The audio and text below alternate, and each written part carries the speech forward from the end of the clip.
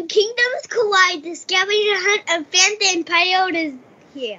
That's right, baby. When Kingdoms collide, there's a scavenger hunt where Vamp, the Impaled, does whatever else you said. To the pits. That's where he goes. Because he's devoted to destruction. Anyway, beautiful. Let's do it. Hello, and welcome to the Rock and Roll Podcast. I'm your host, John Harris. On my right-hand side is my right-hand man, Gabriel. Yo! And today on the Rock and Roll Podcast, we have Snakeblade. He's got a new album called The Kingdom, which was released on July 31st via Moonshooter Productions. What? And right now, I don't know why you shoot the moon. The whole Earth would go cave in on itself or something. Anyway, and right now I'm being joined by Mike. He's going to share some more information about what he has been up to and some information about the track. So super exciting stuff. Mike, welcome to the show. Thank you so much, John and Gabriel. Thank you for having me. This is great. Absolutely. You're quite welcome. You were going to say something? You are welcome too. Beautiful. Now, I guess kind of a really cool, not really cool actually at all, but a very interesting question, because coronavirus is not cool, but finding out what bands have been up to during this time is cool. So that's kind of my rephrase. So normally it's August. We'd be saying, cool, you release this album, you've been touring the world, how's that been going? But instead it's kind of more like, well, you release the album and then what? So has your plans for the year changed, or is everything kind of just on track? What has the year looked like for you, Mike? Well, it's funny, actually, John. Snakeblade was actually started just months ago during the coronavirus, and it was actually kind of not inspired by it, but the circumstances around COVID-19 and the quarantine and everything actually led me to start this project. So in a way, I have this whole debacle to thank for it. It was a few months ago, so it was probably in March when things really started to kick off with the virus, and we were going into the isolation, and everybody was spending lots of time at home. And during this time, I was pretty anxious about what was happening. Everybody around the world was kind of going into a panic, and I was pretty bored as well at home. And so to find something to fill my time, as well as distract myself from the craziness that was going on in the world, I started this project, Snakeblade. And so it's kind of been my quarantine baby. And I spent long hours sitting at the computer with my guitar. It's a one-man project. And I wrote this album, The Kingdom, in about 1 month. I just banged it out, just went super hard into this project, absorbed myself in it. And I wrote these 6 songs on the album, recorded them in about 1 month. And then since then, I've been working with mixing and mastering engineers, putting together the album. And it was finally released just on July 31st. Wow. Congratulations. And very one of the first of its kind, I guess you could say. I mean, granted, a lot of bands have been super busy, but to start it, a few months ago, write the whole thing in a month, get it to some mix and mastering engineers, have it out, and then, be doing interviews a few months later. That itself, I don't think is too terribly common. So congratulations there, Mike. Yeah, thanks. Yeah, it all came together just super, super fast. But everything just flowed so naturally. It didn't even really feel like I was doing work writing the album. I was just kind of, I'm really bored. Let's do something to fill up my time. And it just came, everything just flowed. And the songs all kind of just wrote themselves, really. So yeah. One of the things I was going to ask is, because you were able to do it so quickly, the second thing is it doesn't sound like a one-man band. A lot of times one-man bands sound like a one-man band. It's so hard to explain, but I'm sure you know what I mean. Yep. It doesn't sound like a one-man band. The whole thing flows together really well. It's very well written. It's almost like my question is, seriously, you expect me to believe that there was nothing and then now there's something? That this was not in the back of your brain on the back burner for a little bit? Right. Well, I've been a musician now for about a year, playing in other bands. I've played guitar my whole life, and I messed around with drums and everything growing up, and I always dreamed of being a band. And so a few years ago, I've started my another solo project last year, which was a different style and everything. and I played in another band in Vancouver here. It's more of a technical death metal band. And then when all this Corona stuff started, I kind of wanted to experiment and do something a little bit different than the one-man project I did before and the band that I'm in. And so I've definitely been a musician and dreamed of doing this for so long.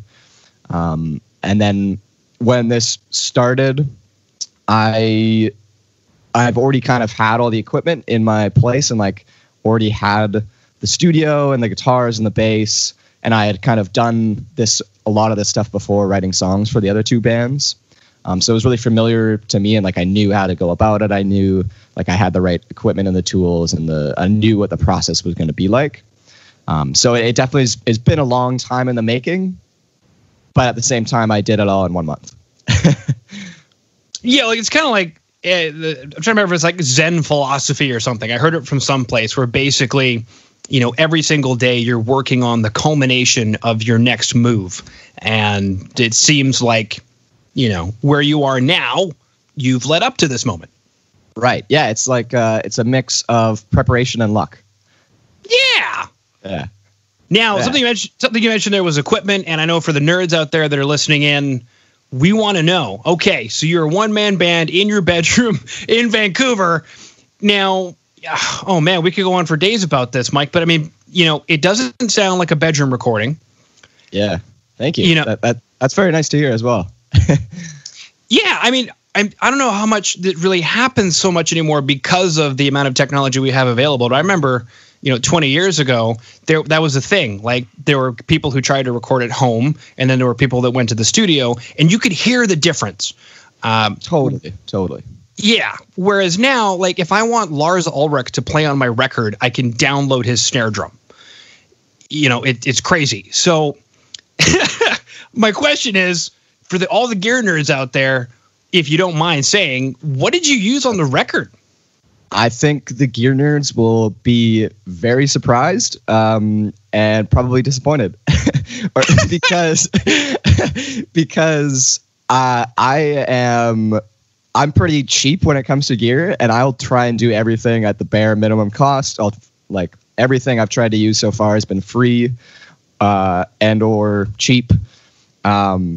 And so guitar wise, I'm using a used guitar that I bought several years ago. It's an Ibanez.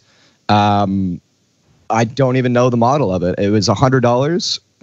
It was like the cheapest guitar I could find. I can appreciate nice gear and everything. This guitar is actually great. I'm not a gearhead myself at all, so like they'll probably be laughing at me right now. But then that's the guitar. I have a Yamaha bass, a 5-string bass that I use for the recordings. That plugs in right into a Focusrite Scarlett 2i2, which is the interface into the computer. On the computer, I use Reaper, which is the digital audio workspace. It would be similar to like Logic or Pro Tools and all of that. Reaper is like a free open source one. I've been using that for several years, and that works great. And so the instruments actually go into the computer with the raw signal, and from there I'm able to amp it. And I use the guitar amps I use are the Ignite Emissary and the NAD IR impulse response. That's what actually makes it sound like an electric guitar through the computer. So it is all digital. But it's really cool because you can kind of tweak everything after the fact. So you can like record your guitars, and then if you're not totally happy afterwards with how it's sounding, you can tweak like all the different knobs and dial in the sound that you want. So that's pretty cool. And everything that I use there for the guitars is completely free. I've found it online, and you can do the exact same. I'm happy to share the links with anybody if they want to get the Snakeblade guitar tone. But then again for the drums, they are programmed, and that was a lot of work making the drums sound as real as they could. It is a one-man band, so I can't record drums in my apartment here. I would love to. I'd love to eventually do live recording drums, But for now, the drums on the Kingdom are programmed, and for that I use a tool called MT Power Kit, and that is, again, completely free. Okay, the Snakeblade secret right there. Well, it's kind of it's kind of just the way I go about things, and I try and present that as honestly as I can in Snakeblade. It's like it's not a fancy thing. It's black metal. It's bedroom black metal, and it's cheap. It's dirty, and yeah, it's fun. Yeah, exactly. Well, and one of my other questions was as well, and I think a lot of people would be surprised because they're expecting you to name all of these fancy things, or to say, I just sent the mix engineer, the DIs, and he reamped it with, and you insert, fancy amplifier here.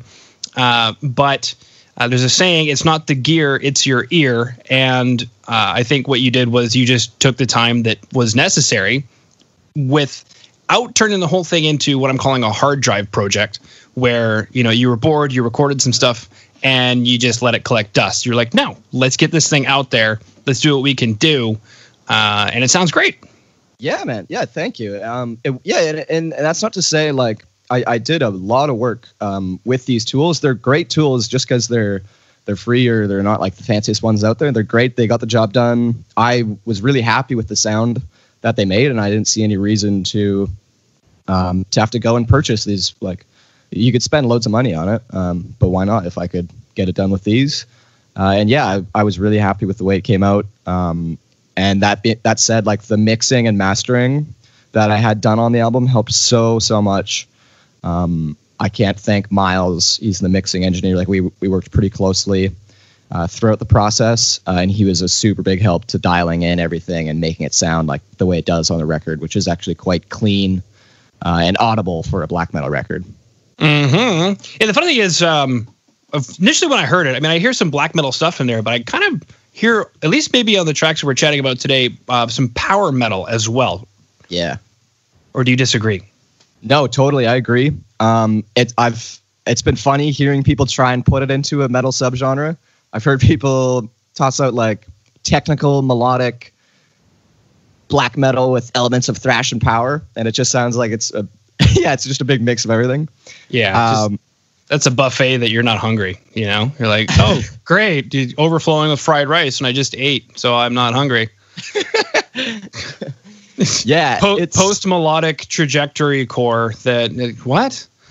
Yeah, I hear some thrash in there as well. But I mean, yeah, for sure. There's definitely thrash. I would say, like, because I wasn't aiming for. I definitely didn't want to just copy like the black metal look and formula and style and everything. So I wanted to do my own thing. I was like, what I was going for was a black metal sound. And I think the sound, like the quality, especially like the vocals, that's a very like black metal sound. But at the same time, it's more of like a fun, upbeat music. So there's definitely some power metal, definitely like melodic sections and thrash in there as well. So all of my influences, I think, kind of shine through on it. And it's just fun. It's just really like a fun experience, I think, to listen to it. Mm-hmm. Without stroking your own ego too much. Gosh, love listening to my record. It's great. Beautiful. Now, one of the things we were going to get into is popular tracks off the album. Now, obviously, When Kingdoms Collide, that's like your big swan song. Is that the word I'm looking for? Yeah. Now the album is called The Kingdom, and then this track is called When Kingdoms Collide. So I'm a little confused. Is the Kingdom colliding? What's going on, I guess, on this EP? Is it a concept in toto? It is not a concept. The Kingdom, I chose the name The Kingdom because it's all about kind of the nerdy fantasy. All the lyrics on it are about the fantasy, like medieval battles and fantasy series that I was into. And so I just kind of imagined it being this like this big empire. This project is like my empire of nerdiness, at least on the album. And When Kingdoms Collide was the very first song I wrote for this project. And it kind of led all of the other songs. in like a creative direction. And it's actually based on The Witcher, which is a series that I was watching on Netflix actually during all this, during all the coronavirus stuff. And there's this one battle scene there with the Nilfgaardian Empire. And it's just like this total chaos scene.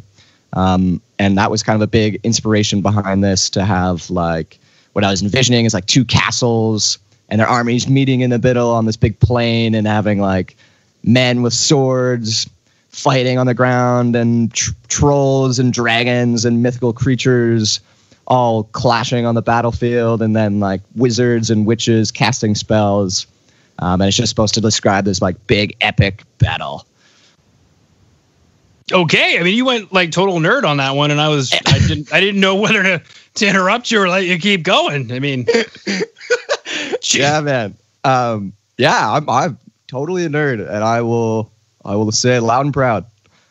Now I'm imagining, that video of you on the mountaintop where you currently are. Of course, I just imagine, like a dragon going by and making a noise, and like there's stuff going on. I think it would work for you. It'd be good. Yeah, dude. Are you into fantasy at all? Like Lord of the Rings, The Witcher, that kind of stuff? No.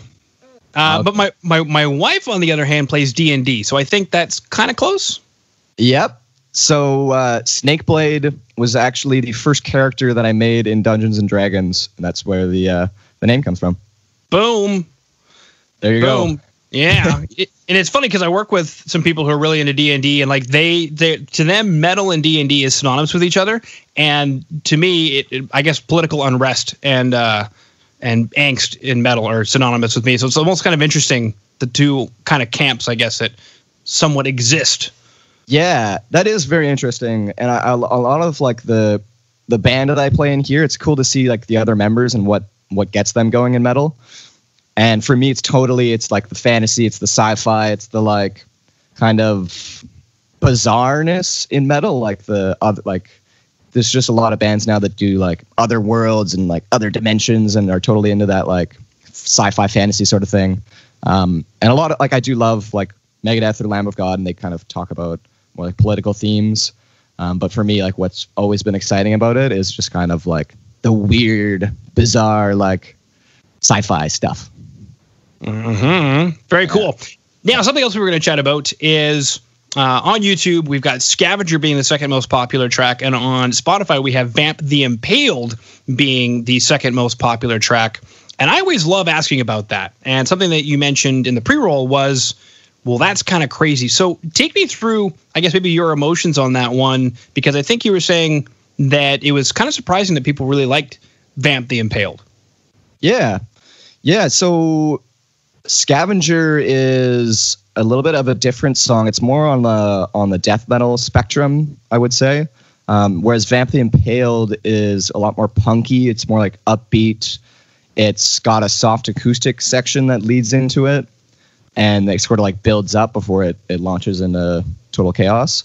And I think people really love the punk side to that song. And it's like the most upbeat song, I would say. Like it's the most like active and energetic, and it's definitely got like hooks in it as well. I was not expecting people to react the way they did to that song, but it's awesome to see that. It is a really fun song to play, and also the solo on it. I had a friend do a guest solo on that, my friend Kyler, and it's just a crazy solo. I always kind of imagined that song as being like a deep cut that people would be like, oh, this is a cool one. But if that's one people gravitate to, that's totally cool. It's yeah. Sweet. Now, is this about Vlad the Impaler? So this one, Vamp is a character in Metal Gear Solid. He's one of the villains. And this song is about kind of his life growing up, and it's called Vamp the Impaled because I read a bunch about this character backstory when I was writing, and it's called Vamp the Impaled because when this character was young, his parents were killed in a bombing in a church, and during that bombing, he was impaled by a cross, and that's what turned him into this like brutal vampire-like killer that since that moment was just totally ruthless and is like a total just assassin and would drink people's blood, and he had like these vampirish qualities. And this whole song actually started from a sample that I heard from the video game, which is the very first line. He's Romanian, a wizard with knives. And I just thought that was like the coolest way to describe someone, like a wizard with knives. And so I did a bunch more like research into the game and wrote the song kind of around that whole concept. But Vamp the Impaled as well, like it's a cool song, not just because of like the Metal Gear Solid that I talk about, but it's also, I'm looking back on it now, like the lyrics that I put in there are also kind of more of a statement for Snakeblade. It's kind of like there's a few lines that are like die by the sacred blade, like my life is war, like this is my life's beck and call. It's kind of like a statement of like, this is who I am, this is Snakeblade. And it's kind of a song about like accepting who you are. So it's I think that might be why people relate to it, even though it's about a villain. Mm-hmm. Yeah. Well, villainy is on the other side of the coin of whatever else, heroism, I guess, or whatever. In order to fight crime, you have to be a criminal yourself to understand. Mm-hmm. Mm-hmm. At least that's what I tell myself. Every single day in the mirror, like, God damn it, you are one good looking guy. And then you just, wink and move on. So much like the cool part of metal, though, is getting that villain point of view. Like one of my favorite bands, the Black Dahlia Murder. That's what Trevor has often said about that he loves about metal, is that it's kind of the villain point of view, and that you don't get that perspective a lot in the world. No, you have. I guess the other parlay to that would be country music, where everybody is a hero. So it just works. You just listen to metal and then listen to country, and then there you go.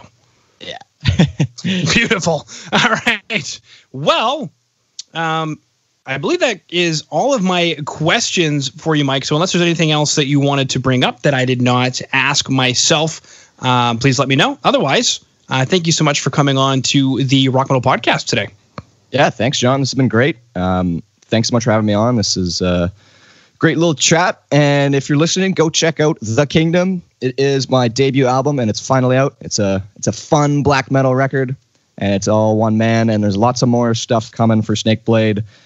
So keep your ears tuned. Great. Go ahead, stop, please, sweetie.